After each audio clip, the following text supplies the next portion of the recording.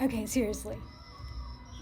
3 ideas for you to be more consistent in your fitness and wellness goals, to be fit and healthy from the inside out. Number 1, decide exactly what you want to achieve with your body.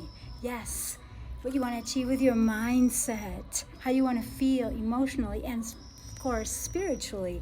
So, yeah, that means writing down your goals, what you've always wanted, what you desire. Let's say you want more muscle, less fat. Maybe you want more flexibility, more mobility.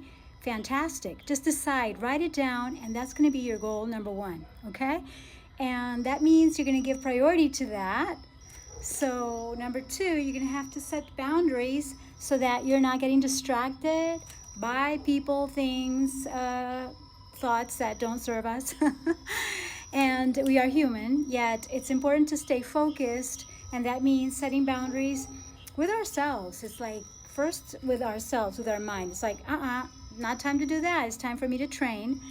It's, yes, I want to eat, but first we're going to do this, okay? For instance, we're going to be training, or we're going to be preparing the food, actually taking some time for the food prep, although I believe in practical nutrition and, not having any kind of complications when it comes to having a great plant-based diet, or if you want to call it a lifestyle, because you can just open a can of garbanzo beans and then use the aquafaba for or merengue.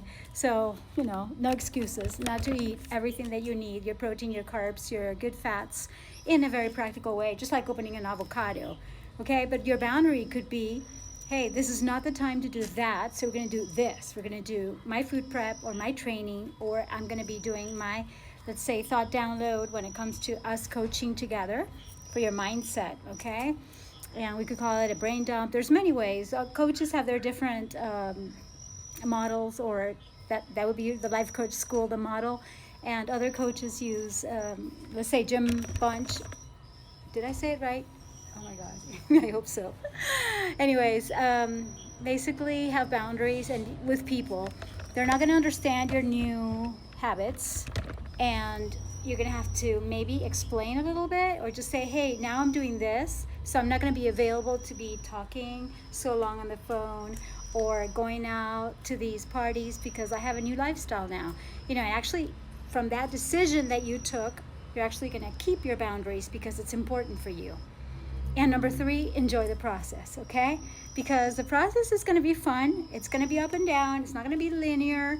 It's not like, oh, Monica is so consistent.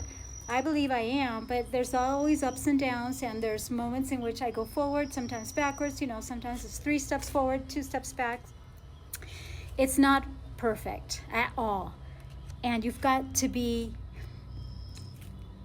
ready. You've got to be in on the fact that it's a process, okay? And it's a human process of changing our habits. It's like really dominating our body means disciplining our mind with our prefrontal cortex, which is the one that solves all complex things, including taming that inner, I don't know how you want to call it, reptilian brain, perhaps the primitive brain. According to that pyramid, it's like the lazy brain, the automatic one, the default one, and I can give you the name of that pyramid. But the point is, seriously enjoy the process, because it's fun. It's fun to just do it. And then sometimes you're not going to feel like training, or you're not going to feel like having the perfect meal, and you're going to have something that maybe is not super delicious, or it's not super nutritious, and that's okay, because we're practicing our new habits. But the important thing is also, I would add this bonus tip, is to be kind to yourself, because usually we are, if you're like me and you've had a strict, very disciplined way of being, of education from your parents, grandparents, it's like you're going to be really hard on yourself, aren't you? Well, if you're like me, then fantastic. It's good to be disciplined. It's good to be integrous and do what we said we were going to do. Yet, it's also important to be kind and to always embrace. Like just yesterday, I wasn't feeling my greatest. And I was like, it's okay, take it easy, rest, and then tomorrow you'll feel better. And that's what I did. And now I feel amazing. It's not perfect. Sometimes it's not going to be from one day to the other that you're going to be all of a sudden, woo, ready to jump into your fitness and wellness goals. But definitely, if you want to lose weight, feel great, have your amazing optimized gut microbiome, it's important that we follow these. So to recap is number one, decide what you really want, not what other people want for you, not what you're supposed to, not the trends, just what you really want. Say, I want to be stronger for myself, to just be independent for life. And that's priority number one, okay? So decide what you want for yourself and your family and your kids and the life that you want to create for yourself. Number two, set boundaries with people, with yourself, so that you are actually able to adopt this new habit or habits one at a time, okay?